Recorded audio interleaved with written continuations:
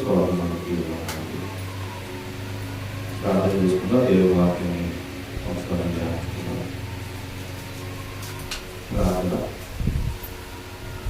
పరిశుద్ధులకు మా తండ్రి, కృపాసనకు సంపూర్ణ మానేవ మీ ఘనమైన ఉన్నతమైన పరిశుద్ధ నామం బట్టి మీకు తెలియపరుస్తూ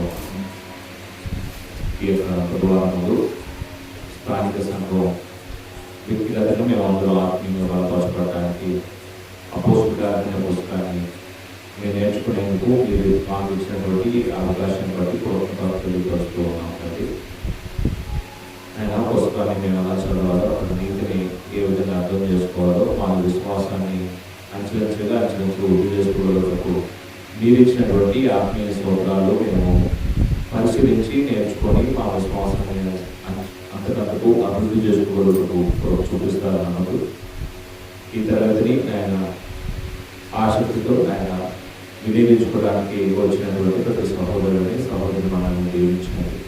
ఎంతమంది అయితే ఆమెలో మాటలు ఎందుకు ఆసక్తితో చూపిస్తూ ఉన్నారో ప్రతి వారిని కూడా వారి కుటుంబాలలో దీవించమని ఆశీర్వదిస్తారన్నట్టు ఈ మనలు యేసుక్రీస్తు వారి పరిశుద్ధ నామములో వినియోగంతో ప్రతినాడు ప్రార్థిస్తూ ఉంటుంది. దేవుని సన్నిధిలో ఈ యొక్క అపోస్తల కార్యాలను చేసినటువంటి ప్రతి సభకి స్వాగతం. పౌలు 3వ సువార్త ప్రయాణం చదువుతూ ఉన్నాం. ఈ 3వ సువార్త ప్రయాణము సిరియాలోని అంత్యోక్య ప్రోత్సాహంతో సిరియాలోని అంత్యోక్య నుంచి ప్రారంభమై గలతీయ అలానే ఫ్రుగియా ప్రాంతాల మీద ఎఫెసుకు వచ్చినట్టుగా మనం చూస్తాం. ఎఫెసులో జరిగినటువంటి పరిచర్య 9వ అధ్యాయం చూశారు. అక్కడ పౌలు రాకముందే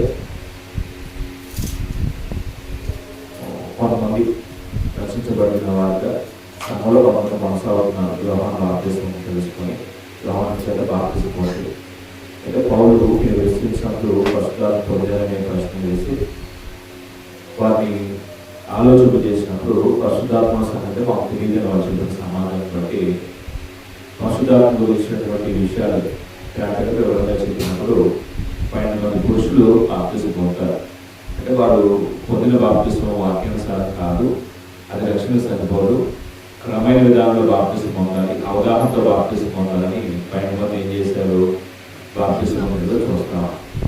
ఆ తర్వాత సమాజ మందిరాల్లో పౌరులు వాక్యం చెప్పాడు. అక్కడ వ్యతిరేకత వచ్చింది. కొంతమందిని భక్తి కలిగిన వారి నుంచి ప్రత్యేకించి కరోనా పాఠశాలలో ఇంచుమించుగా 2 సంవత్సరాల పాటు దేవుడి రాజ్య సంబంధ విషయాలు ప్రార్థించారు. అయితే పౌరుల చేత దేవుడు విశేషమైన అద్భుతాలు ఎఫెసు ప్రాంతంలో జరిగించాడు. ఆ విశేషమైన అద్భుతాలు దేవుడి ప్రేరణ చేత పరిశుద్ధాత్మ ప్రేరణ చేత చేస్తున్నాడు అంటే నిదర్శనం ఏంటంటే స్టవ్యూ అనే ఒక ప్రధాన యాజకుని యొక్క కొడుకు కూడా మాంత్రిక విద్యను అభ్యసించి ఇలాగ యేసునామం ఉచ్చారణ చేసి దెయ్యాలను కూడా ప్రయత్నం చేసినప్పుడు వాళ్ళు నమ్మబడ్డారు. అంటే వాళ్ళ వల్ల కాలేదు. అంటే దేవుడు పరిశుద్ధాత్మ అపోస్తలులను అనుగ్రహించి పరిశుద్ధాత్మ ద్వారా అద్భుతాలు సూచనలు ఆకారం చేస్తూ వాక్యాన్ని ఏం చేసుకోవచ్చునంటే స్థిరపరచాలి. అంటే ఇప్పుడు వాళ్ళు కూడా అలా చేయడం ప్రయత్నం చేశారు. ఇప్పుడు వాళ్ళు పరిశుద్ధాత్మ పొందుతున్నారా? లేదు. మాంత్రిక విద్యను అభ్యసించి యేసునామం పేట మంత్రించడం అంటే మనలో మంత్ర విద్యను అభ్యసించి కొంతమంది మంత్రాలు వేయటం కొంతమంది చేస్తుంటారు. చిన్నగా ఏదో చేస్తుంటారు. ఇప్పుడు అలాగా యేసు నామాన్ని ఉపయోగించుకొని చేయడం ప్రయత్నం చేశారు. అది ఎందుకంటే దేవుని యొక్క ఆత్మ శక్తి చేత వీళ్ళు అపోస్తులు నడిపించబడుతున్నారు. వాళ్ళు ఎలా చేయగలరు? కాబట్టి అది సాధ్యం కాలేదు. తర్వాత ఎఫెసులో జరిగిన అల్లరి చూసాం. ఎఫెసులో ఎంత అల్లరి జరిగింది అంటే పౌలుని దొరికినట్లయితే చంపేసే పరిస్థితి వచ్చింది. రోగాతో పోరాడనే మాట పత్రికలు రాశారు. ఆశయాలో బ్రతుకుదామనే ఆశ మాకు లేదు అని పౌలు తన పత్రికలు రాశారు. అంటే అంత తీవ్రంగా పౌలు ఏం చేశారు, వ్యతిరేకించి చంపడానికి ప్రయత్నం చేశారు. ఎందుకంటే కేవలం తమ మతానికి వేరొక విశ్వాసం, తమ వ్యాపారానికి అలాగే తమ నమ్మే దేవతలకి వేరొక విధానంలో వీళ్ళు బోధిస్తున్నారు అని అక్కస్తో చంపడానికి ప్రయత్నం చేశారు. మత సంబంధమైన వ్యక్తులు ఎక్కడ ఉన్నాయి ఇదే సమస్య. యూదుల్లో ఉన్న మనుషులు అలాగనే ఉన్నారు, అన్నిలో నుంచి కొంతమంది అలాగనే ఉన్నారు. ఎఫెసీ పట్టణంలో అర్థమే దేవత అనే ఒక దేవత గుడి చేసుకొని వ్యాపారం చేసుకొని బ్రతుకు కొనసాగించే వాళ్ళు ఇప్పుడు ఏం చేశారంటే కొంతమంది రేపి మనుషులు రేపి చంపాలని ప్రయత్నం చేస్తున్నారు. అది అన్నిలు తెలియని పరిస్థితి కాబట్టి, నీతి న్యాయ ధర్మం వాళ్ళకి తెలియదు కాబట్టి మన యూదులకి ఏం చెప్పవచ్చు? యూదులు కూడా ఏం చేయాలనుకున్నారు? మన 2వ అధ్యాయము 1-6 వచనాల్లో పౌలు ప్రయాణంలో మార్పు 1-3 వచనం చూశారు. వాళ్ళు పౌలు ప్రయాణంలో మార్పు అంటే ఇప్పుడు పౌలు ఎక్కడికి వెళ్ళాలనుకున్నాడు? యెరూషలేము వెళ్ళాలి. ఏ ప్రాంతం మీద వెళ్ళాలనుకున్నాడు అంటే ఎఫెసు నుంచి సిరియా వచ్చి అదే ఎఫెసు నుంచి ఈ గ్రీస్కి వచ్చాడు. అంటే గ్రీస్కి వచ్చిన తర్వాత అంటే కొరింథీ ఈ ఏథెన్స్ ప్రాంతం ఈ ప్రాంతం వచ్చిన తర్వాత పౌలు యొక్క ఆలోచన ఏంటంటే సిరియా వెళ్ళి యెరూషలేము వెళ్ళాలనుకున్నాడు. కానీ యూదులు కొట్టబడుతున్నారు, యూదులు చంపాలని పౌలు దొరికితే చంపాలని కొట్టబడుతున్నారు. ఇప్పుడు వెంట నాకు క్షేమం కాదని కాలయాపన చేసి మిలేత్ అంటే ఇక్కడ నుంచి ఎఫెసుకి వెళ్ళాడు. అంటే ఎఫెసు నుంచి ఎక్కడికి వెళ్ళాడు పౌలు అంటే మాస్టర్లీ ప్రాంతం వెళ్ళాడు, ఫిలిప్పీ ప్రాంతం వెళ్ళాడు. మాస్టర్లీ అనేది మనకు కావాల్సింది ఏంటంటే ఫిలిప్పీ ప్రాంతం వెళ్ళాడు. అప్పుడు ఫిలిప్పీ ప్రాంతం ఎందుకు వెళ్ళాడు? డైరెక్ట్గా అక్కడ వెళ్తే యూదులు చంపేస్తారని ఒక భయం. ఇప్పుడు భయపడి ప్రాణాలను తెగించేసి వెళ్ళిపోతే ఆయన చేయవలసిన మిషన్ చాలా ఉన్నాయి. అంటే అప్పుడే వెళ్ళడానికి పౌరుకి అవకాశం లేదు. అంటే ఎవరో ప్రవర్తించుంటారు సహోదరు ఒకరి అర్థం ఒప్పకం కాదు, చంపడానికి ఇల్లు కొట్టడం కాబట్టి అప్పుడే వెళ్ళాలని పౌరుని కొంతమంది ఆత్మప్రేరణ కలిగిన వారు ఆత్మ కృపవాళ్ళు ఉన్నాయి కదండి, ఆ కృపవాళ్ళు కలిగిన వాళ్ళు ఎవరో ప్రవర్తించుంటారు. దాని ఫలితంగా పౌరులు వెళ్ళటం ఆగిపోయారు. అప్పుడు యూదులకి ఎందుకంటే అంత తీవ్రత, పౌరులు చంపాలనే వ్యతిరేకత. అన్నిలంటే వాళ్ళు దేవుడి యొక్క నీతిని తెలియనారు. మరి యూదులకి దేవుడి యొక్క నీతి తెలుసు లేదా? నరహత్య చేయకూడదని ధర్మం ఉందా లేదండి? యూదులకు ధర్మశాస్త్రం ఉంది, కానీ ధర్మశాస్త్రం ఏం చేసేవారు కాదు, పాటించేవారు కాదు. అంటే యూద మతం యొక్క ఉనికి ఈ పౌలనే ఒక వ్యక్తి వల్ల మరుగులు పడిపోతుంది. అనేకులు యేసు అనే ఒక వ్యక్తిని వెంబడిస్తున్నారు. ఆ యూదుల్లో నుంచి కొంతమంది యోధామతాన్ని వేసి అంటే యోధామతాన్ని వదిలిపెట్టేసేసి యేసుక్రీస్తు అనే ఒక వ్యక్తిని వెంబడిస్తున్నారు. ఈ పౌలు ప్రధానమైనటువంటి బోధకులుగా ఉన్నాడు కాబట్టి నడిపిస్తే చాలా మంది భయపడతారు. చాలా మంది యూదుల నుంచి క్రైస్తవులకు ఆగిపోతారు, చనిపోతారు. కాబట్టి పౌరుని చెప్పాలని ప్రయత్నం. అంటే మతసత్వంగా పౌరు చెప్పేది ఏదైనా వాక్య విరుద్ధమైనప్పుడు ధర్మశాస్త్రం తీసుకొచ్చి పౌర ఈ లేఖన ప్రకారం తప్పు జీవితం చెప్పాలి. ఇప్పుడు అలా చెప్పగలరా వాళ్ళు? పౌరులు ఇప్పుడు బోధలు తప్పుడు బోధించే పరిస్థితి లేదు పౌరులు.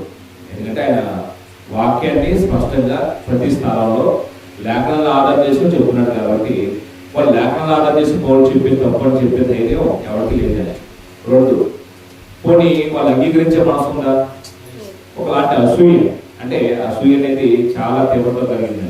అంటే ఎంత చెడ్డ గుణం ఉంటుంది ఈ అసూయ అనే గుణం, ఎంత చెడ్డదంటే ఇప్పుడు మనకు రాని గుర్తింపు, మనకు రాని ప్రజలు, మన మార్గాన్ని అనుసరించిన ప్రజలు ఎక్కువ మంది ఆ మతం వైపు లేదా ఆ మార్గం వైపు ఆ వ్యక్తి దగ్గరికి ఆ వ్యక్తికి బోధనకు ఆకర్షితులు అవుతున్నారు. కాబట్టి మా మతం ఉనికి ఎక్కడ కోల్పోతుందని ఒకలాంటి అసూయ, ఈ అసూయతో చంపడానికి కథం పెడుతున్నారు. అదొక ప్రాబ్లం. అంటే ఇప్పుడు పౌరులో తప్పు వెతకలేరు.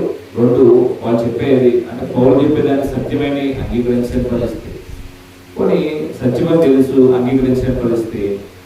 మౌనంగా ఉండాలి, మౌనంగా ఉండలేదు, మౌనంగా ఉండలేదు. మరి ఏం చేయాలని ప్రయత్నం చేస్తున్నారు? చంపడానికి ప్రయత్నం చేస్తున్నారు. అందుకు మరణానికి ఎదురెళ్ళటం కంటే కూడాను కొంతకాలం ఆగి దేవుడి పని చేయడం ఒకరు మనతో పౌరు ఏం చేసి తన ప్రయాణం మార్పు చేసుకున్నాడు. అంటే మనం రాసుకున్నాం పోయిన పాఠంలో మాస్టర్ని మీదుగా గ్రీస్కి వస్తారు. గ్రీస్ నుంచి మళ్ళీ మాస్టర్ని వెళ్ళిపోవద్దు అంటే యూసేఫ్ అనలేదు. మళ్ళీ మాస్టర్ని వెళ్ళి కొంతకాలం అయిన తర్వాత ట్రోయిలో వచ్చేస్తారు. ట్రోయిలో జరుగుతున్నటువంటి సంగతి మనం చూస్తున్నాం. 7వ వచనంలో అంటే అంటే ఈ ట్రోయ్కి వస్తున్నప్పుడు ట్రోయ్కి ముందుగా ఎవరెవరు వెళ్ళారు? ఒక 7 పేరు చదువుకున్నాను. పురుగు కుమారుడైన ధన్యపరచుడైన సోపత్రుడు, అలాగనే తెస్సలోనికలో ఉన్నటువంటి తెస్సలోనిక పట్టణస్థుడు ఉన్నారు కదండి, అరిస్తార్కు, సెకుందు, దెబ్బే పట్టణస్థుడైన గాయి, అలాగనే తిమోతి, ఆసియా దేశస్థుడైనటువంటి తుకికు, ట్రోఫిమ్. ఈ 7 పౌలు కంటే ముందుగా ఎక్కడికి వచ్చారంటే ట్రోయ్కి వచ్చారు. ట్రోయ్కి వచ్చి పౌలు కొరకు ఏం చేస్తున్నారు? మా కొరకు అన్నాడు కదా, లోకా కొరకు వీళ్ళు వెయిట్ చేస్తున్నారు. అంటే ఇప్పుడు మీరు మొదటి అపోస్తల కార్యంలో మిషనరీస్గా మనం చదువుతున్నప్పుడు పౌలుకి ఎంతమంది ప్రయాణం స్టార్ట్ అయిందండి? మొట్టమొదటి మిషనరీ పౌలు, పౌలుతో పాటు బర్నబా. వీళ్ళిద్దరికి తోడయ్యాడు ఒక ఆయన యోహాను, జాన్ మార్కు తోడయ్యాడు. ఆ తర్వాత రెండో సువార్త ప్రయాణంలో శీల అయ్యాడు, అలాగనే తిమోతి అయ్యాడు, అలాగనే మనకి లోకా అయ్యాడు. అంటే ఇప్పుడు వాళ్ళే కాకుండా ఇంకా కొంతమంది ఇంక 7 యాడ్ అయ్యారు. అంటే పౌలు ఎక్కడికి వెళ్ళాక వాళ్ళు వాక్యం చెప్పడం, వాళ్ళు విశ్వసించిన వారు సంఘంలోకి వచ్చిన తర్వాత కొంతమంది ఆసక్తి కలిగిన వారిని యవనస్తులు ఏం చేసేవారంటే సువార్తలుగా తయారు చేసేవారు. అప్పుడు వీళ్ళు ఏం చేసేవారంటే పౌలు దగ్గరకు వచ్చి పౌలు ఎలా సువార్త ప్రకటిస్తున్నారో పౌలు దగ్గర చూసి ప్రాక్టికల్ ట్రైనింగ్ అంటారు చూడండి. అంటే ఒక బోధకుడి దగ్గర ఒక వ్యక్తి, ఆసక్తి కలిగిన వ్యక్తి అతనితో కలిసి సవాసం చేస్తూ అతను చెప్తున్న విషయాలు నేర్చుకొని అతను ఎలాగ కొంతమంది కలుస్తున్నాడో, కలిసి ఎలాగ వాక్యం చెబుతున్నాడో, వాళ్ళు చేసే ప్రశ్నలు ఎలా ఉంటున్నాయో, కొంతమంది వ్యతిరేకిస్తారు కదండి. ఆ వ్యతిరేకత వచ్చినప్పుడు ఈ సహోదరుడు ఎలాగ వాటిని ఎదుర్కొని నిలబడి సేవ చేస్తున్నాడో, ఇవన్నీ కూడా వెళ్ళినటువంటి సహోదరులు ఏం చేస్తారు? ప్రాక్టికల్గా చూసి నేర్చుకొని భవిష్యత్తులో రాబో తరానికి వీళ్ళు నాయకులు అవుతారండి. అంటే పౌలు ఎప్పుడు కూడాను నేనే నాయకుడిగా ఉండాలి, నేనే లీడర్గా ఉండాలి, లేకపోతే నేనే వాక్యం చెప్పాలి, నాకే గుర్తింపు రావాలని కోరుకోలేదండి. పౌలుతో పాటు చాలా మందిని ఏం చేసేవాడు? ఆయన వెంట ఎంతమంది అయితే వచ్చేవాళ్ళు వాళ్ళందరికీ వాక్యం నేర్పించేవాడు. వాళ్ళందరూ బలమంగా సేవ చేయడానికి వాళ్ళు ఏం చేసేవాడు? కూరుకోబెట్టేవాడు, ప్రోత్సహించేవాడు. పౌలు 2 విషయాలు చూస్తాడు ఎవరైతే: నమ్మకత్వం, సామర్థ్యం. ఈ 2 ఉండాలి. అంటే సువార్త ప్రకటించాలంటే గొప్ప వ్యక్తి నాయకుడు అవ్వాలి అంటే నమ్మకత్వం ఉండాలి, సామర్థ్యం ఉండాలి. తిమోతిని ప్రోత్సహించాడు. ఏం చూసి ప్రోత్సహించాడు? బాగా డబ్బులు ఇచ్చేవాడైనా, లేకపోతే ఆయనకి మంచి గుర్తింపు, గౌరవం ఇచ్చేవాడైనా? అది కాదండి. అంటే పౌరులో తీవ్రత ఉంది, వాక్యం నేర్చుకునే వ్యక్తికి చెప్పాలి అని. ఆ తీవ్రతను బట్టి తిమోతి వచ్చాడు. ఆయన నమ్మకత్వం ఉంది, సామర్థ్యం ఉంది. తిమోతి కూడా అదే ఆజ్ఞాపిస్తాడు. మీరు తిమోతి పత్రిక చదువుతున్నప్పుడు ఎవరికి అప్పగించమంటాడు ఈ పని అంటే, నీవు నా వల్ల వేడి సంగతులు ఇతర బోధించే విషయంలో ఎవరికి అప్పచెప్పమంటాడు? నమ్మకత్వం కలిగిన వాటికి, సామర్థ్యం కలిగిన వాటికి. నమ్మకత్వం, సామర్థ్యం ఉంటే వాళ్ళు ఎక్కడైనా దేవుడి పనిలో ముందుకు కొనసాగుతారు. నమ్మకత్వం లేని వ్యక్తికి పని అప్పచెప్పకూడదు, మోసం చేస్తాడు. సామర్థ్యం లేని వాడికి పని అప్పచెప్తే అది సామర్థ్యం లేదు కాబట్టి నమ్మకత్వం ఉంది కొంతమందికి, కానీ సామర్థ్యం ఉండదు. సామర్థ్యం లేకపోతే ఏం చేస్తారు? నమ్మదగిన వారే కానీ సామర్థ్యం ఉండదు, ఎలా చెప్పాలో తెలియదు, ఎవరిని ఎలా అప్రోచ్ అవ్వాలో తెలియదు. మరి ఉపయోగం ఏంటి? అందుకు 2 ఉన్న వ్యక్తుల్ని పౌలు ప్రోత్సహించేవాడు. ఇలా కొంతమంది టీముగా వెళ్ళి దేవుని పరిచయం ఏం చేసేవారంటే అంటే పౌలు కంటే ముందే వెళ్ళి అక్కడ ఉన్న పరిస్థితులు చక్కబెట్టేసేసి కొంతమంది వాక్యం వింటానికి ఏం చేసేవారు? ప్రోత్సహించేవారు, తయారు చేసేవారు, సిద్ధపరచేవారు. అలాగా ఇప్పుడు ట్రోయ్కి వెళ్ళిపోయారు. ట్రోయ్లో ఉన్న తర్వాత అక్కడ జరిగింది ఏంటంటే పౌలు కూడా మాస్టోనియాని విడిచి అక్కడ ఫిలిప్పీని విడిచి ట్రోయ్కి వెళ్ళాడు. ఎన్ని రోజులు ప్రయాణం అక్కడికంటే? 5 రోజుల ప్రయాణం. ఇదిగోండి ఇక్కడ ఇది ఫిలిప్పీ. ఈ 5 రోజుల ప్రయాణం చేసి ట్రోయ్కి వచ్చేసారు. ఈ ట్రోయ్లో జరుగుతున్న విషయం చదువుతున్నాను. ట్రోయ్లో ఏం జరిగింది అంటే 7వ వచనంలో ఆదివారం నేను రొట్టె విషయం కూడినప్పుడు అన్నాడు. అంటే వాళ్ళు ఎందుకు కూడుకున్నారు? సమాజం ఎందుకు కూడుకున్నారు అంటే అకేషన్, సందర్భం ఏంటంటే రొట్టె విరుచుటకు కూడినప్పుడు అన్నాడు. అంటే రొట్టె విరుచుటకు కూడినప్పుడు అనే మాట స్పెసిఫిక్ గా ఉపయోగించారంటే ప్రత్యేకమైన సందర్భం. అది ఎప్పుడు రొట్టె విరుస్తారు? ఆదివారం. రొట్టె విరటం అంటే దానికి ఉద్దేశం ఏంటి? ప్రభురాత్రి భోజనం అనే మాట అక్కడ లేదు, కానీ రొట్టె విరటం అనే మాట స్పెసిఫిక్ ఉపయోగించాలంటే కారణం ఏంటంటే రొట్టె విరటం అనేది బైబిల్లో ఎక్కడ ఏ సాంకేతికంగా ఉపయోగించాడంటే యేసు ప్రభువు అప్పగించమన్న రాత్రి తను ఒక రొట్టెను పట్టుకొని ఇది నా శరీరము, దాన్ని విరిచి శిష్యులకి ఇచ్చి నన్ను జ్ఞాపకం చేసుకుని దీన్ని చేయడం అని చెప్పాడు. అప్పుడు యేసు వారు ఒక పాత్ర ఎత్తుకుని ద్రాక్షరస పాత్ర, ఇది నా రక్తం అనే నిబంధన రక్తం అని చెప్పి, నేను మీతో కూడా కొత్తగా త్రాగుతున్న వరకు మళ్ళా దాన్ని త్రాగలనే విషయం చెప్తాను. అంటే సంఘం, దేవుడి రాజ్యం అనేటువంటి క్రీస్తు సంఘం ప్రారంభమైన తర్వాత ఆ రాజ్య సంబంధమైన రోజులను పూజించే సందర్భం సంఘం కూడుకున్నప్పుడు వాటితో కలిసి చేసుకోవారు ఏం చేస్తారంటే ఆ భోజన పంక్తిలో విశ్వాసంతో పాల్పొక్కలు పొందుతారు ఆత్మ సంబంధంగా. అక్కడ వాటి సంఘంగా కూడుకున్న ఉద్దేశం ఏంటంటే రొట్టె విరుచుటకు అన్నాడు. అంటే ఏ అకేషన్లో క్రైస్తవులు రొట్టె విరుస్తారు అంటే వాళ్ళు వాస్తవానికి యూదులు లేదా ఇస్రాయేల్ జనాంగం ఆ ప్రాంతంలో తిని ఆ మామూలు ఆహారం కూడా రొట్టె. ఇది మామూలు ఆహారానికి సంబంధించిందా ప్రభురాత్రి భోజనానికి సంబంధించింది? అంటే ప్రభురాత్రి భోజనం మామూలు ఆహారానికి అయితే చెప్పనవసరం లేదు. మామూలు ఆహారానికి అయితే చెప్పనవసరం లేదు. అందులో వాళ్ళు ఏం చేస్తారు, వాళ్ళు ఆహారం పూజిస్తారు. ఆహారం అంటే రొట్టె విరుస్తున్నారు. అసలు అకేషనే రొట్టె విరుస్తులు కూడుకుంటున్నాడు. అంటే ఏ రోజు అనేది అక్కడ ఉందంటే ఆదివారంగా మేము రొట్టె విరుచుటకు కూడినప్పుడు అనే పదం ఉపయోగించారు. రొట్టె విరుచు అనేది లార్డ్ సప్పర్ సంబంధించింది, ప్రభు రాత్రి భోజనం. ఏ రోజు అనే ప్రశ్న కొంతమందికి ఇప్పటికీ మనసులో కొంచెం మెదులుతూ ఉంటాయి. రొట్టె ఎప్పుడు విరవాలనేది బాప్తిస్మం పొందడంలో కొంతమంది ఇంకా సందేహం ఉంది. అంటే ఎప్పుడు విరవాలి, అసలు ఎందుకు విరవాలన్న రొట్టె ఎందుకు విరవాలి, ప్రభురాత్రి భోజనం ఎందుకు తీసుకోవాలి? యేసు వారు ఆజ్ఞాపించారు. ఏమని ఆజ్ఞాపించారంటే ఇందా చెప్పారు కదండి, ఇది నా శరీరము, ఇది నా రక్తము అని చెప్పినప్పుడు నన్ను జ్ఞాపకం చేసుకుంటే దీన్ని చేయడన్నాడు. అపోస్తలుడు పౌలు కొరింథీ రాసిన 11 చదువుతున్నప్పుడు స్పష్టంగా చెప్పాడు, నన్ను జ్ఞాపకం చేసుకుంటే దీన్ని చేయడం అన్నాడు. అంటే ఇప్పుడు ఏం జ్ఞాపకం చేసుకోవాలి అంటే యేసు పుట్టుడు కాదు జ్ఞాపకం చేసుకోవాల్సింది, యేసు చేసిన అద్భుతాలు కాదు జ్ఞాపకం చేసుకోవాల్సింది, యేసు సువార్త ప్రకటించిన విధానాన్ని కాదు జ్ఞాపకం చేసుకోవాల్సింది, ఆయన పాపులందరి లేదా మనందరి పాపల కొరకు ఆయన ఏ విధంగా ప్రాచిత బలిగా అర్పించబడి మనం పాప క్షమాపణ కలుగు చేసే విషయంలో బలిగా అర్పించబడ్డారో ఆయన బలియాగాన్ని మనం ఏం చేయాలి, జ్ఞాపకం చేసుకోవడానికి ఈ సందర్భంలో. అది నన్ను జ్ఞాపకం చేసుకోవడానికి అనే మాట యేసు చెప్పాడు స్పష్టంగా. అది జనరల్గా చెప్పింది ఆజ్ఞ ప్రభువులని పొందుతున్న మాట పౌలు ప్రభువులని ఆజ్ఞాపించబడుతున్న మాట చెప్తాడు. యేసు పౌలు కాబట్టి చెప్పాడు. పౌలు ఆదిమ సంఘానికి కొరింథీ సంఘానికి ఈ విషయాన్ని రాశాడు. అక్కడ భోజనం 11వ అధ్యాయంలో ప్రభురాత్రి భోజనాన్ని కూడా వాళ్ళు ఏం చేస్తున్నారంటే మామూలు భోజనాలు తినేస్తున్నారు.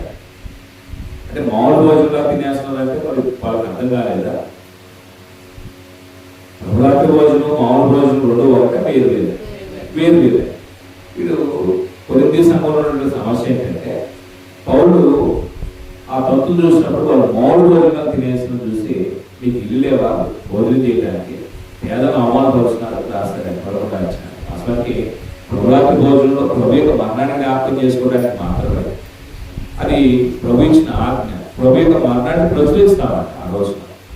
అప్పుడు ఇంకో ప్రశ్న వచ్చింది, ఏ రోజు ఆరాధన చేశారో ఆదిమ సంఘం అనేది కూడా కొన్ని సందర్భాల్లో ప్రశ్న వచ్చింది. ఈ వర్షాన్ని చూపించి మనం ఏం చేస్తామంటే ఆదివారం ఆరాధన చేసినట్టు మనం చూస్తాం. ఆరాధనలో ఈ ప్రభురాత్రి భోజనం అనేది ఒక భాగం, ఒక అంశం. ప్రార్థన ఎలాగో, అలాగనే పాటలు ఎలాగో, అలాగనే కానుకలు ఎలాగో, అలాగనే అపోస్తలుల బోధ ఎలాగో, అలాగనే ప్రభు యొక్క రాత్రి భోజనం కూడా ఒక భాగం. అంటే ప్రభురాత్రి భోజనం కూడా ఆరాధనలో యేసు యొక్క మరణాన్ని జ్ఞాపకం చేసుకోవడానికి చేసే ఒక కార్యక్రమం అన్నమాట. అప్పుడు యేసు ఆదివారం ఎందుకు చూపిస్తారు? యేసు పునరుత్థానం తిరిగి లేచి ఏ రోజు ఆదివారం కాబట్టి యేసు పునరుత్థానం తిరిగి లేచిన ఆదివారాన్ని ఆయన పునరుత్థానాన్ని జ్ఞాపకం చేసుకుంటూ మనం చేసే ఒక విశేషమైనటువంటి పవిత్రతతో జరిగించవలసిన కార్యక్రమాలు. నా ప్రభు నా కొరకు చనిపోయాడు, నా పాపం కొరకు సమాధి చేయబడ్డాడు, ఆయన శిక్షించబడ్డాడు, సమాధి చేయబడ్డాడు, ఆయన పునరుత్థానం తిరిగి లేచాడు. ఆయన మరణంలోకి వెళ్ళి నేను నన్ను నీతిమంతుగా చేసినటువంటి ఆయన యొక్క పుణ్య త్యాగాన్ని నేను జ్ఞాపకం చేసుకుంటూ ఆ త్యాగాన్ని ఇతరులకు ఏం చేయాలి, ప్రచురించాలి.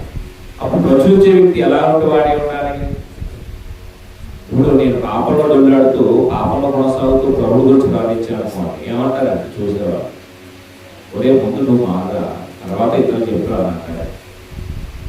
ఇప్పుడు గుడ్డివాడికి ప్రభు చూపిస్తే ఇద్దరు ఎక్కడికి వెళ్తారని చెప్పి వేసుకోవాలి, ఇద్దరు ఒంట్లో పడతారు. ఇప్పుడు నేను శరీర మార్గంలో నడుస్తూ నేను వెలిగించబడిన తర్వాత నేను వెలుగు సమయంలో నడుపుతూ చీకట్లో ఉన్న వారిని ఏం చేయాలి?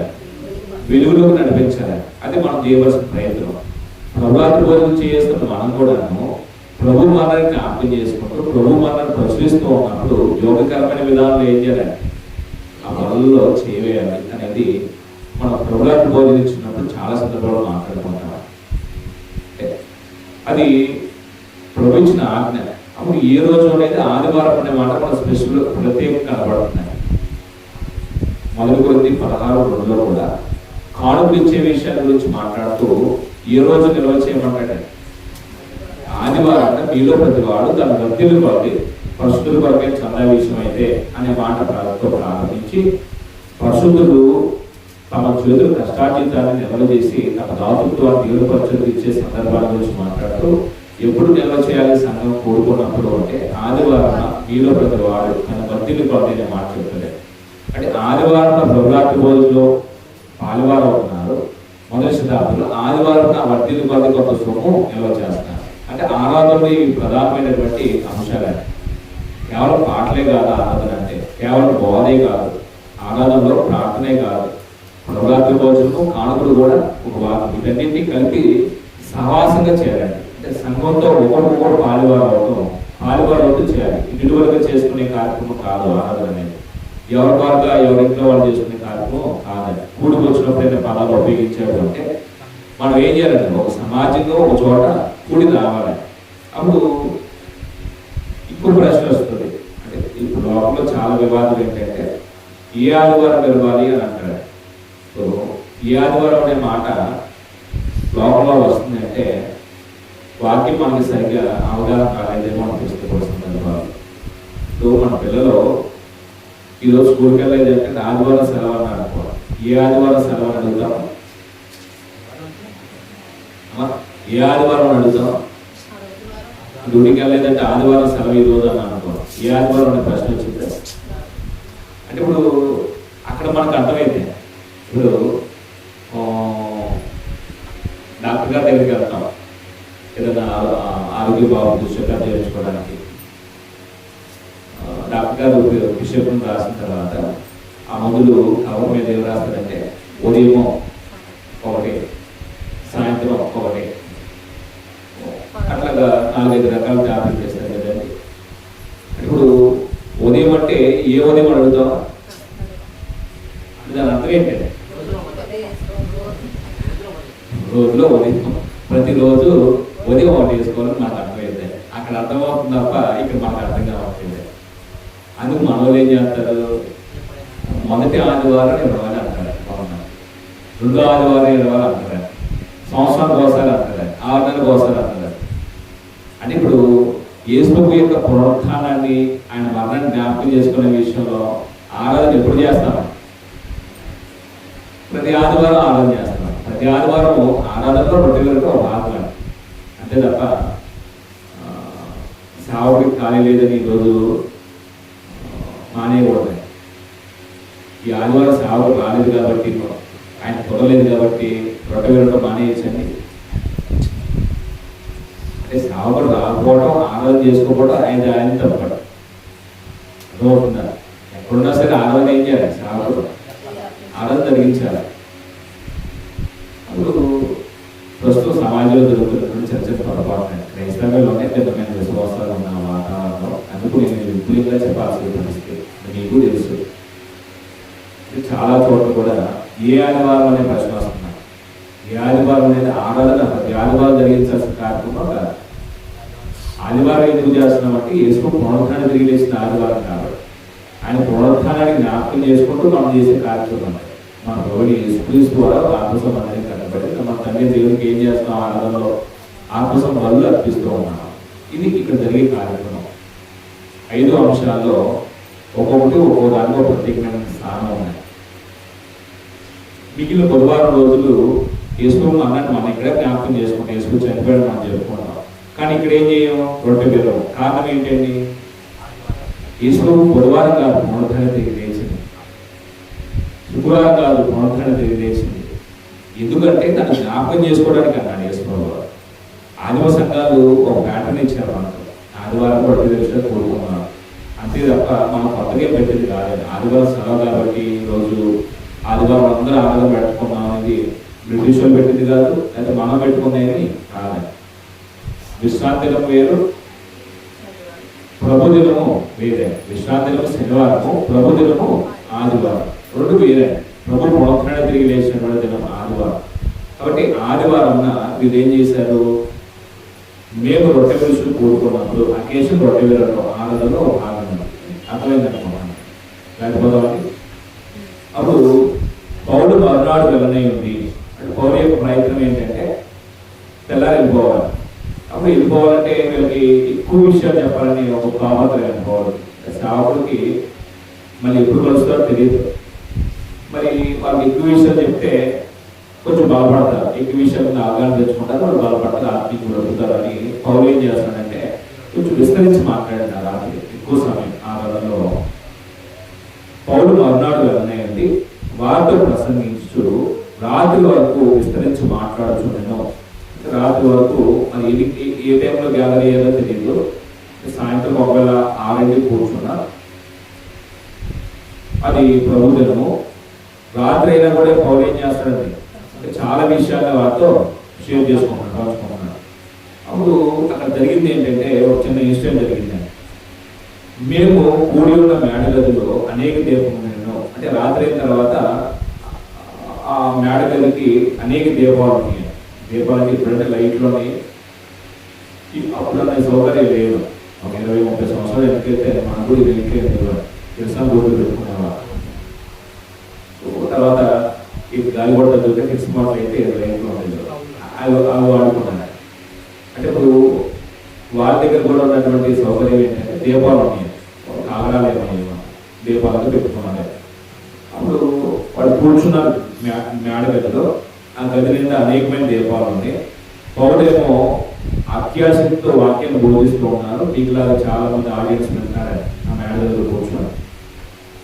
ఇప్పుడు మీకులాగా కురుగుబాటు పడుతూ ఉన్నారు. ఆయన చాలా కష్టపడతారు ఇక్కడికి వచ్చి. ఇప్పుడు మొసలోడు ఇప్పుడు ఆయన పడుచోడే నిద్ర పోయాడు. ఇప్పుడే మొసలోడు నిద్ర పోతున్నాడు.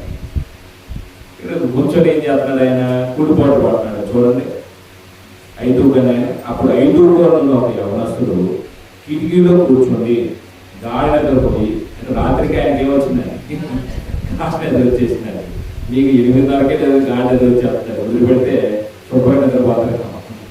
ఇంటికెందుకు నిద్రపోతారు కానీ ఇంటికెందుకు నిద్రపోతారు. ప్రార్థన జీవితం వాక్యం జీవితం కూడా నిద్ర వచ్చిందండి దేనికి కదా. అదేంటంటే ఒక ఆవిడది అదేంటంటే బైబుల్ చదివితే నిద్ర వచ్చేసిందండి. బైబుల్ పుట్టుకుంటే నిద్ర వచ్చిందండి. నాకు నిద్ర మామూలుగా నిద్ర రాదంటే మరి ఇది ఎక్కడ రావా తెలియదన్న ముందులే వాడు లేని దానికి. అంటే ఆసక్తి లేనప్పుడు మనం నిద్ర వచ్చేస్తాం. పని భావం ఎక్కువైనప్పుడు నిద్ర వచ్చేస్తాం. రాత్రి నిద్రపోయినప్పుడు నిద్ర వచ్చేస్తాం. అస్తమాన నిద్రపోవడం అది మనకి దేనికోవాలి. ఇక్కడ కూడా ఈ యవనస్తుడు అప్పుడు 5 ఉన్నప్పుడు యవనస్తుడు కిటికీలో కూర్చొని గాడి నిద్రపోయి పౌలు చాలాసేపు ప్రసంగించుండగా నిద్రాభారం వలన జోగి 3వ అంతస్తు నుండి కింద పడి చనిపోయిన వాడి ఎత్తపడినో.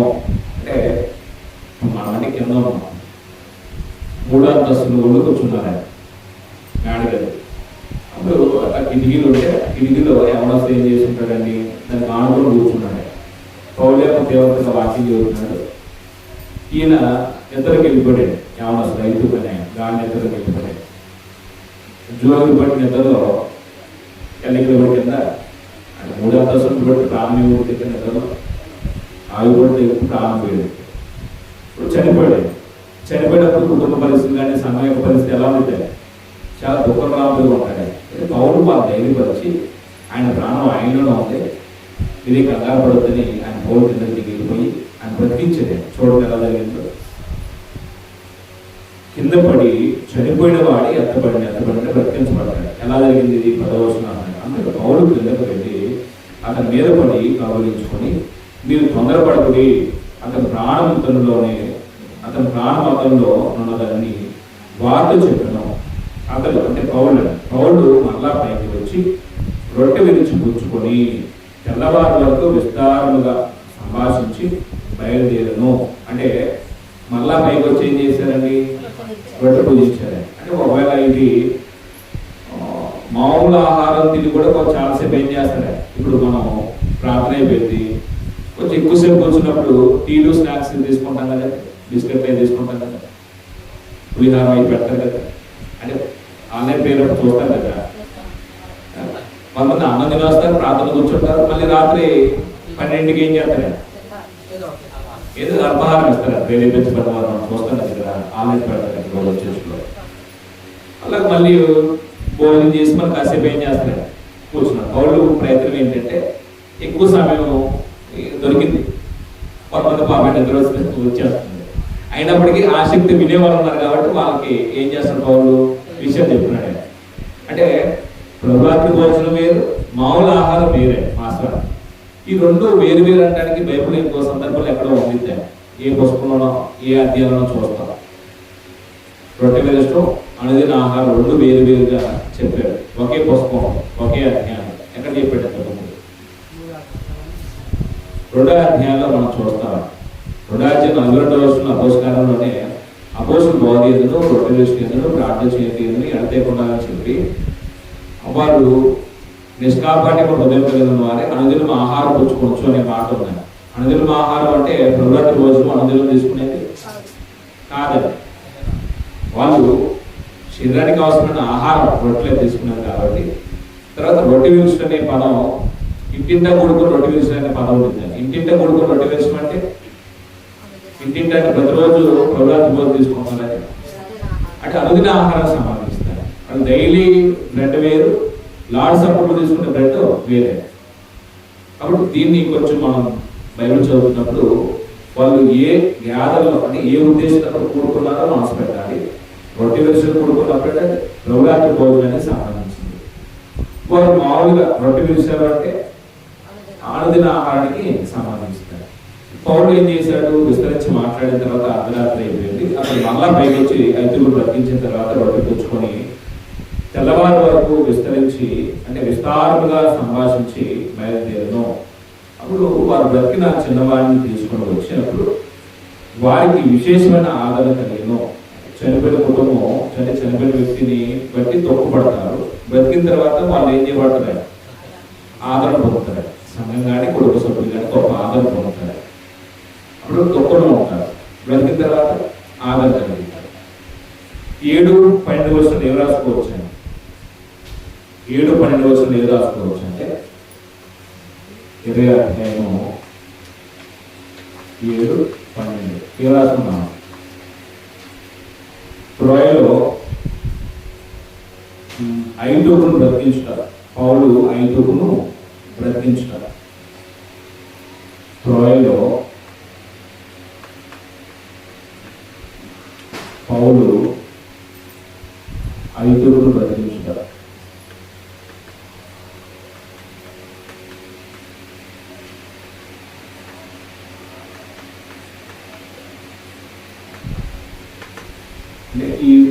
ఈ పేరాలో కొంచెం వివాదాస్పదమైన అంశాలు ఏమని అంటే ప్రభురాత్రి భోజనం గురించి కొంతమందికి ఒకలాగా క్రిస్టియన్లు బోధించేవాళ్ళు అన్నారు.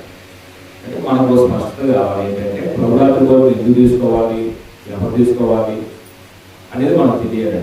అంటే ఎవరు తీసుకోవాలి, ఎప్పుడు తీసుకోవాలి, ఎందుకు తీసుకోవాలి ఈ ప్రశ్న వచ్చినప్పుడు క్రీస్తుడి బాప్తిసం పొందిన వ్యక్తి క్రీస్తు యొక్క మరణాన్ని జ్ఞాపకం చేసుకోవడానికి ప్రచురించడానికి ప్రతి ఆదివారం ప్రభురాత్రి భోజనంలో చేయాల్సినారు. ఎందుకంటే ఆదివారం రొట్టె విరుచు కూడుకున్నప్పుడు గ్యాదరింగ్ ఉద్దేశం యొక్క అక్కడ మూలం ఏంటంటే ప్రభురాత్రి భోజనానికి సంబంధించి ఆరాధనలో ప్రభురాత్రి భోజనం. అది ఈ ఆదివారం ప్రశ్న రాకూడదు. వారంలో ఒకే ఆదివారం ఉంటుంది. ప్రతి ఆదివారం అనాలి కదా అని కొంతమంది అంటారు. ఆదివారం సెలవు అంటారు తప్ప ప్రతి ఆదివారం సెలవు అంటారు అవునా కదా. ఎప్పుడు ప్రతి రోజు అనే మాట చెప్తామంటే కొన్ని రోజుల వరకు మాత్రమే చేసి కొన్ని రోజులు మినహాయిస్తాం చూడండి. ఇప్పుడు ప్రతిరోజు అంటాం. ఉదాహరణకి మనం ఏదైనా హాస్పిటల్కి వెళ్ళామనుకోండి, సంవత్సరం ద్వారా వెళ్ళాలి, 4 రోజులు 2 వస్తున్నాను, 2 రోజులు 2 వస్తున్నాను, ట్రీట్మెంట్ ఇవ్వాలి, 1 రోజు వస్తుంది అంటే అట్లా చెప్తారు. 13-17 వరకు 16 వరకు చూసుకుని తెచ్చుకున్నాం. మేము ముందుగా బాడీకి అంటే పౌలు త్రోయలోనే ఆగిపోయాడండి. ముందుగా ఎవరు వెళ్ళిపోయారంటే మేము అన్నాడు. మేము అంటే గ్రంథకర్త కూడా వెళ్తున్నాడు. ముందుగా బాడీకి అస్సులో పౌలు ఎక్కించుకోవాలని అక్కడ వెళ్తుంది అని. ఇప్పుడు ప్రయాణం త్రోయ నుంచి అస్సుకు వచ్చిందండి. ఎక్కడ ఉంది అస్సు? ఇది వస్తుంది. త్రోయ నుంచి కొద్ది కిందకు వస్తే ఇక్కడ అస్సు. ఈ అస్సుకు వచ్చారు లోకాతో పాటు ఉన్నటువంటి సహోదరులు. పౌలు ఇంకా అక్కడ సహోదరులతోనే కొంత సమయం స్టే చేశాడు. అప్పుడు త్రోయలో బయలుదేరి వీళ్ళు ఏం చేశారు? అస్సుకు వచ్చారు. వీళ్ళు అంటే లోక ఏమంటున్నాడంటే మీరు ముందుగా వాడేకి అస్సులో పౌలు ఎక్కించుకోవాలని అక్కడ వెళుతుంది. తాను కాలినడకన వెళ్ళవలని అతడా ప్రకారము మాకు నియమించును. తాను కాలినడకన వెళ్ళవలని అతడ ప్రకారము మాకు నియమించును. అంటే పౌలే కాలినడకన వస్తారు, వాళ్ళు కలుసుకుంటాడు. వీళ్ళు ఏం చేయాలి? అస్సుకి వెళ్ళి పౌలు ఎక్కించుకునేంత వరకు వెయిట్ చేయాలని. ఆ ప్రకారము ఇక్కడ నాయకుడు ఎవరు అనే ప్రశ్న వేసుకున్నాను పోయిన వారిని గుర్తుపడలేదు. ఈ 9 మందిలో 7 సహోదరులు, లోక, పౌలు. ఈ 9 మందిలో ఎవరు నాయకుడు అంటే పౌలు నాయకుడు. అంటే పౌలు ఎటు వెళ్ళాలో రూట్ ప్లాన్ చేస్తాడండి. ఆయన ప్లాన్ ప్రకారంగా వీళ్ళు సహకరిస్తారు తప్ప వీళ్ళు సొంతగా డైరెక్షన్ ఏమి ఇవ్వరు. ఇప్పుడు మన పరిస్థితి ఎలా ఉంటుందంటే ఎవరు వాళ్ళే డైరెక్ట్ ఉన్నాయి, అంటే ఎవరు వాళ్ళే సలహాలు ఇస్తారు. అంటే ఒక నాయకుడి కింద పనిచేయడం అంటే మనకి ఇష్టం ఉంది కాబట్టి మనం ఏం చేస్తామంటే అలా ఇలా అంటాం. ఇష్టం లేనప్పుడు దూరం వెళ్ళిపోతాం. అసలు దాంట్లో అకేషన్ దాంట్లో పాల్గొనడం ఇష్టం లేనప్పుడు సందర్భాలు. కానీ ఇక్కడ అలాంటి వాతావరణం లేదండి. అప్పుడు 14వ వచనంలో అస్సులో అతను మాతో కలుసుకున్నప్పుడు మేము అతన్ని ఎక్కించుకొని మిలేతులకు వచ్చుకుని అస్సు నుండి అంటే మితులేనే నేనే తప్పు చదివాను.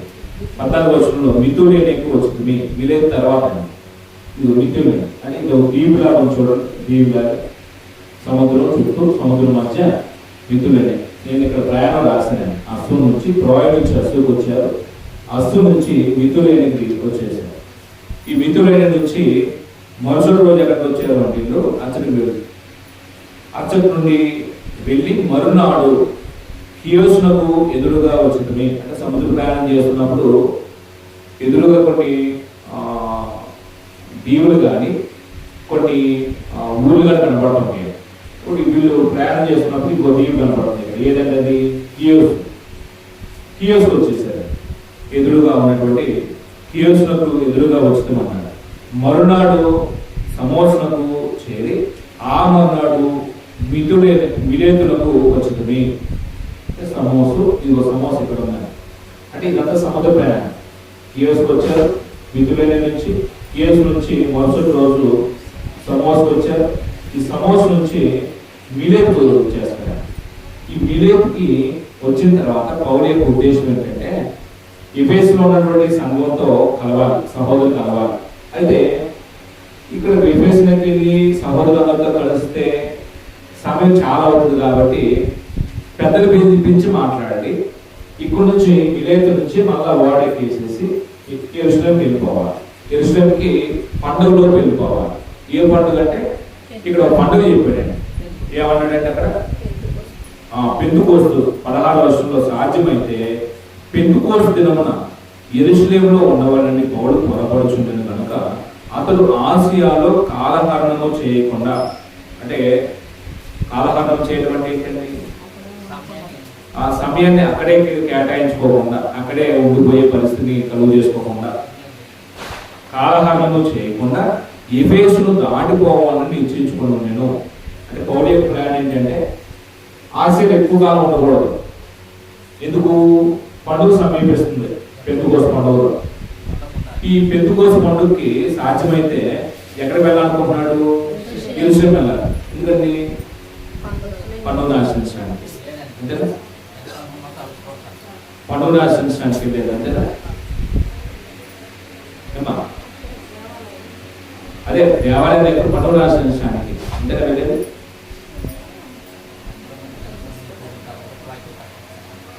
ఎందుకంటే ఏం లేదు, పండుగను ఆచరించడానికైనా, పండుగను ఆచరించడానికి కాదే. భక్తుల యూదులందరూ ఎక్కడికి వస్తారండి? యెరూషలేము వస్తారండి. ఆ భక్తుల యూదులకి యేసు క్రీస్తు అనే విషయాన్ని ఏం చేయొచ్చు? చెప్పవచ్చు. పేతురు చేసిన పని అదేనండి. 2వ అధ్యాయంలో ప్రపంచంలో ఉన్నటువంటి భక్తుల యూదులందరూ ఎక్కడికి వచ్చారంటే యెరూషలేము వచ్చారు. ఇంచుమించు 17 దేశాల ప్రజలు. వాళ్ళకి దేవుడి సంకల్పాన్ని ఆధారం చేసిన క్రీస్తు గురించిన విషయాలు తేడా చెప్పినప్పుడు ఇది సిరివేసిన చేసిన దేవుడు ప్రభువుగా క్రీస్తుగా నియమించేది విశ్వాసంలో వివిధ తెలుసుకోవడానికి సువార్త ప్రకటించి వివిధమైన మాటలు ఇంకా వాళ్ళకి సాక్ష్యం ఇచ్చి ప్రభువులో తెచ్చేది బాప్తిసం ద్వారా. అంటే పౌలు కూడా ఉద్దేశం ఏంటంటే ఇక్కడేమో కొద్దిమందిని కలుసుకుంటున్నాడు. ఏదన్నా ఏరియా అయితే ఎఫెస్కి వెళ్ళాడు అనుకోండి, అక్కడ ఉన్న యూదులు కలుస్తున్నారు. కొన్ని గల్తీ వెళ్ళాడు అనుకోండి, అక్కడ ఉన్న యూదులు కలుస్తున్నారు. మాస్టర్ని వెళ్ళాడు అనుకోండి, అక్కడ ఉన్న యూదులు కలుస్తున్నారు. ఇక్కడికి వెళ్తే ప్రపంచంలో ఉన్న యూదులందరూ అవసరం వస్తారు. వాళ్ళకి ఎక్కువ విషయాలు ఏం చేయొచ్చు అంటే తక్కువ సమయంలో ఎక్కువ మందికి వాక్యం చెప్పవచ్చు. అది పౌలు ప్రయాణం. అది ఈ ప్రపంచం అంతా తిరగాలంటే చాలా సమయం పట్టింది.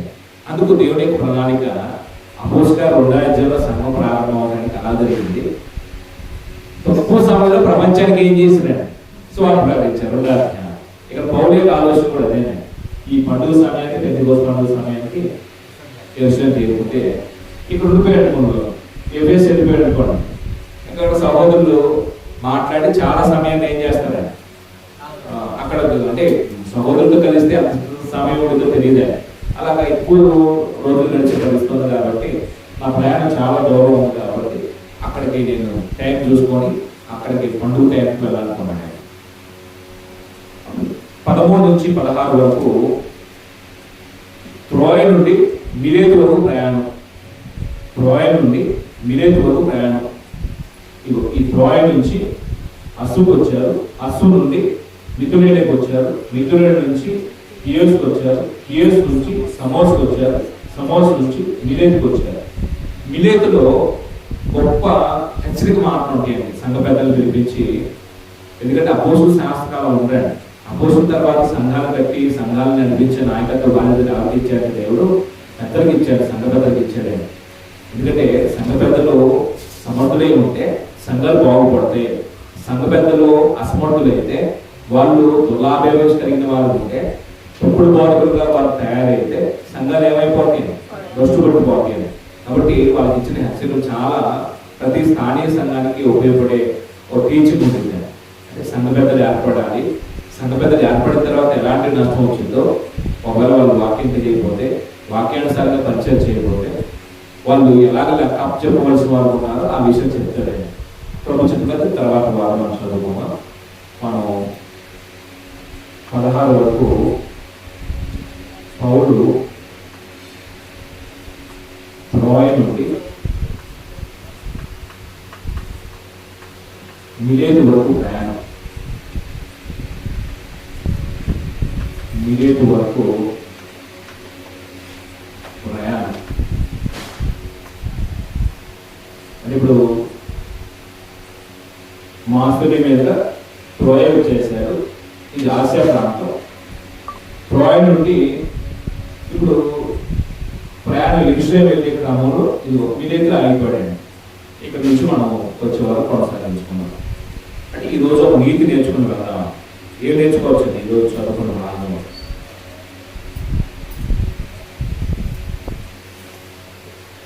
ఏమన్నా నీతి ఏం లేదా?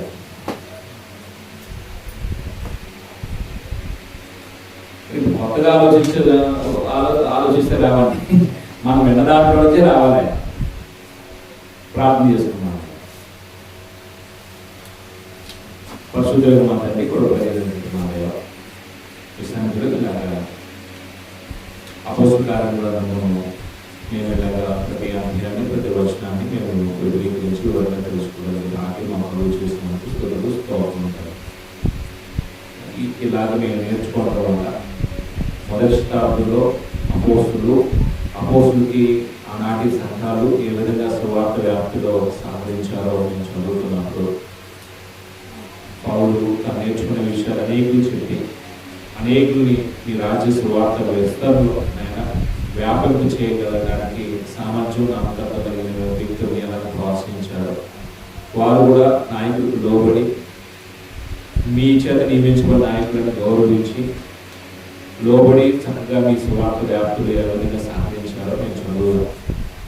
అలాగనే మీ యొక్క పరిచయ విషయంలో అనేక ప్రాంతాల్లో ఉండే ప్రభుత్వ సంఘాలు సువార్త ప్రకటించడానికి కొంతమంది సామర్థ్యం కలిగిన వారిని ప్రోత్సహించి మీ పనికి పంపించినటువంటి దాఖలాలు మేము చదువుతున్నప్పుడు మాలో కూడా స్థానిక సంఘాలు వాక్యం నేర్చుకుంటున్న సహోదరులు ఇతరులకు వాక్యం చెప్పే విషయంలో కావాల్సిన సామర్థ్యం నైపుణ్యత పెంపొందించుకోగలిగే భాగ్యం దయచేయండి. మేము బ్రతుకుతూ మా కుటుంబాన్ని నడుపుకుంటూ మేము స్థానిక సంఘాలకు ప్రజలుగా ఉండలాగా మాకు జ్ఞాన వివేకం మాకు దయచేయండి. ఈ లోక సంబంధమైనటువంటి కార్యక్రమాల్లో మేము ఆదివారం తరచుగా జరుగుతూ ఉంది.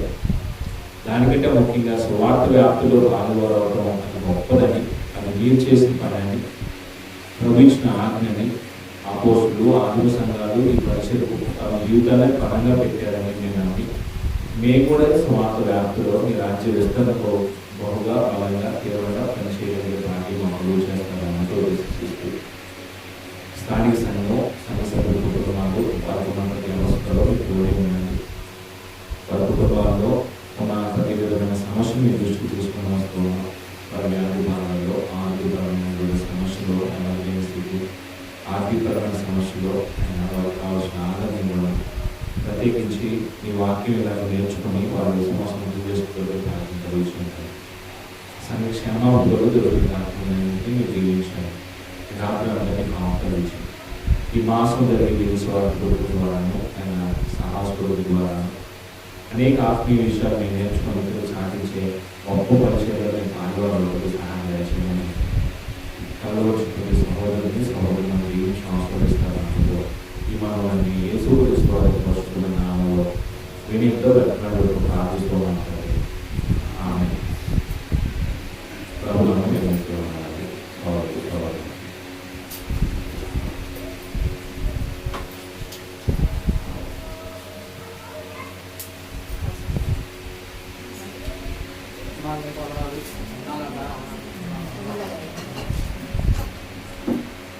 సహవాసపూర్కి ఎప్పుడన్నా ఆలోచించారా?